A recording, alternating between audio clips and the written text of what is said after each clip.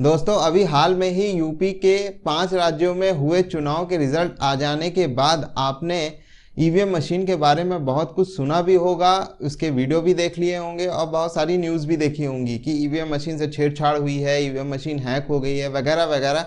कई टाइप की आपने बातें सुन ली होगी। तो दोस्तों आज के इस वीडियो में आपको मैं बताने जा रहा हूँ कि ईवीएम मशीन क्या है, ईवीएम मशीन काम कैसे करती है, इसका क्या प्रोसीजर है, और बाद में इस वीडियो में मैं आपको बताऊंगा कि ईवीएम मशीन की हैकिंग पॉसिबल है कि नहीं है।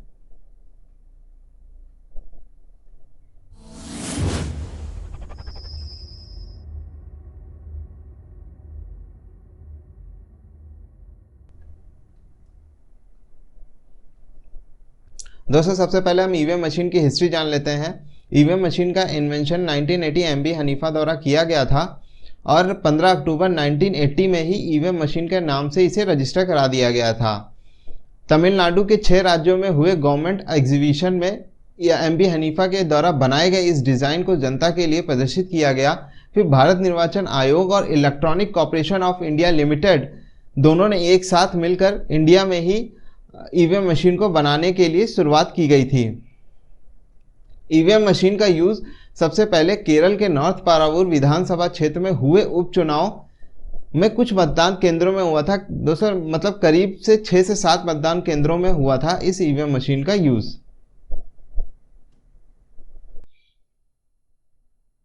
दोस्तों मैंने आपको ईवीएम मशीन की हिस्ट्री के बारे में बता दिया है। अब मैं ईवीएम मशीन के बारे में बताने जा रहा हूँ कि ईवीएम मशीन काम कैसे करती है। दोस्तों ईवीएम मशीन के 2 पार्ट होते हैं।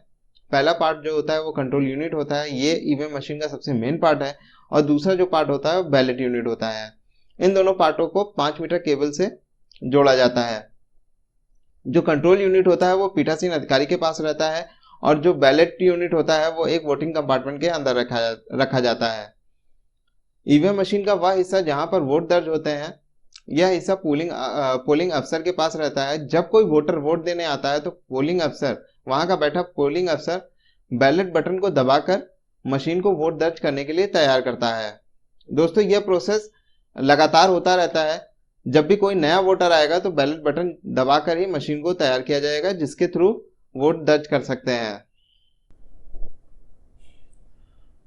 दोस्तों बैलेट बटन के ऊपर एक ढक्कन होता है जिसमें 3 बटन होते हैं। सबसे पहला बटन क्लोज बटन होता है। इसका यूज़ केवल हम एक ही बार करते हैं और इस बटन का यूज़ वोटिंग टाइम ख़त्म होने के बाद या बूथ कैप्चरिंग के दौरान इस बटन का यूज़ किया जाता है। इस बटन के यूज़ करने के बाद कोई भी वोट दर्ज इस मशीन में नहीं कर सकता है। अब क्लोज बटन के बगल में 2 बटन होते हैं जिसका यूज़ रिजल्ट के टाइम कैंडिडेट को मिले वोटों की संख्या को बताता है और हम इसी रिजल्ट को कंट्रोल यूनिट में ऊपर लगी स्क्रीन पर भी देख सकते हैं। दोस्तों बैलेट बटन के बगल में एक स्पीकर लगा होता है जिससे हमें ये पता चलता है कि वोट सही से दर्ज हुआ है कि नहीं हुआ है। दोस्तों ईवीएम मशीन इंडिया में केवल 2 ही कंपनी बनाती हैं।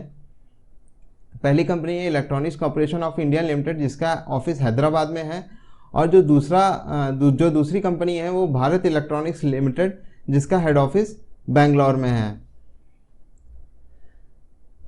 दोस्तों इस ईवीएम मशीन में केवल 3840 ही वोट दर्ज कर सकते हैं। मैक्सिमम यही है, 3840 हम वोट दर्ज कर सकते हैं और एक बैलेट यूनिट में 16 कैंडिडेट के नाम हम दर्ज कर सकते हैं और एक कंट्रोल यूनिट से हम 4 बैलेट यूनिट को जोड़ सकते हैं। मतलब कि हम 64 कैंडिडेट के नाम हम दर्ज कर सकते हैं।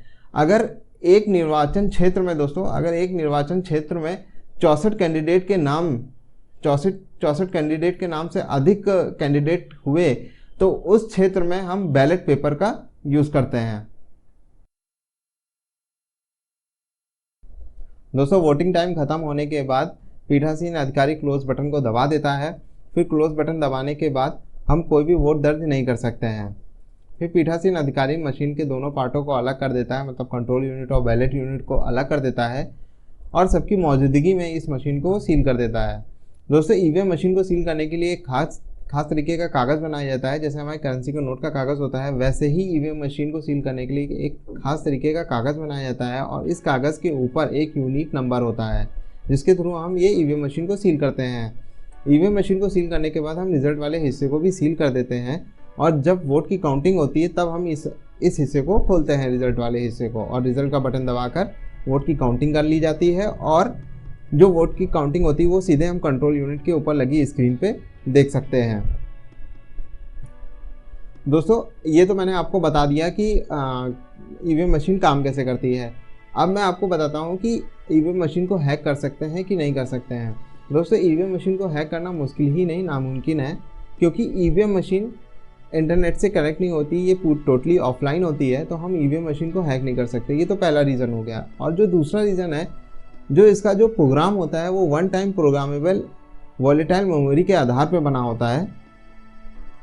ये दोस्तों तभी हैक हो सकती है जब इस प्रोग्राम का कोड हमें मिल जाए, तो ये आसानी से, बड़ी आसानी से हैक हो जाएगी। और ये कोड वही दे सकता है जो इस प्रोग्राम को बनाता है। दोस्तों चुनाव आयोग ये कहता है, ये नहीं कहता, चुनाव आयोग कभी ये दावा नहीं करता कि इसके अंदर जो सॉफ्टवेयर है उससे कोई छेड़छाड़ नहीं कर सकता, बट ये चुनाव आयोग ये जरूर दावा करता है कि ईवीएम मशीन को कोई आसानी से जल्दी छेड़ नहीं सकता। तो होप सो दोस्तों ये वीडियो आपको मेरा पसंद आया होगा। अगर ये मेरा वीडियो पसंद आता है तो इस वीडियो को लाइक करो, शेयर करो ज़्यादा से ज़्यादा। अगर आपको इसके बारे में कुछ और भी पूछना है तो कमेंट बॉक्स में जाके कमेंट करो, और मेरे चैनल को सब्सक्राइब करना मत भूलो। मैं फिर मिलूँगा एक नए एक्साइटिंग वीडियो के साथ। तब तक की जय हिंद, वंदे मातरम।